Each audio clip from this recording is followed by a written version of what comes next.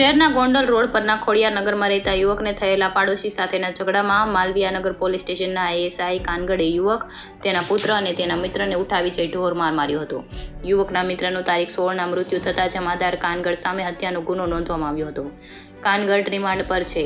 ત્યાં જ બુધવાર રાત્રે યુવકનું મોત નિપજતા બનાવ બેવડી હત્યામાં પલટાયો છે અને જ્યાં સુધી બંને મૃતકના પરિવારજનોની આર્થિક મદદ તેમજ તટસ્થ અધિકારીને તપાસ સોંપવામાં ન આવે ત્યાં સુધી લાશ સંભાળવાનો ઇનકાર કરી દેતા પોલીસ બેડામાં દોડધામ મચી ગઈ હતી.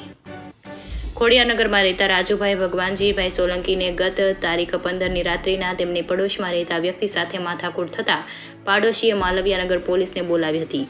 પોલીસને બોલાવતા રાજુભાઈનો પુત્ર જય સોલંકી આંબેડકર નગરમાં દોડી ગયો હતો અને રાજુભાઈના મિત્ર હમીરભાઈ દેવજીભાઈ રાઠોડને બોલાવી આવ્યો હતો. હમીરભાઈ સમાધાનનો પ્રયાસ કરી રહ્યા હતા ત્યારે માલવીયાનગર પોલીસ સ્ટેશનના એએસઆઈ અશ્વિન કાનગડ રાજુભાઈ સોલંકી, જય સોલંકી અને હમીરભાઈ રાઠોડને ઉઠાવી ગયા હતા.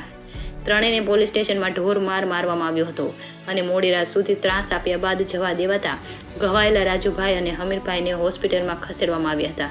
જેમાંથી હમીરભાઈ સોલંકીનું તારીખ 16ના રાત્રિના મોત નીપજ્યું હતું.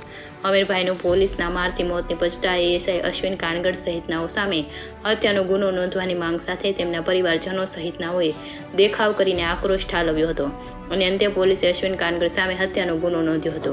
ગુનો નોંધાતા જ અશ્વિન કાનગડ નાસી ગયો હતો અને મંગળવારે પોલીસે તેની ધરપકડ કરી 2 દિવસના રિમાન્ડ પર લીધો હતો. ભરત ભરડવા સાથે રોહિત ભોજાણી, રાજકોટ.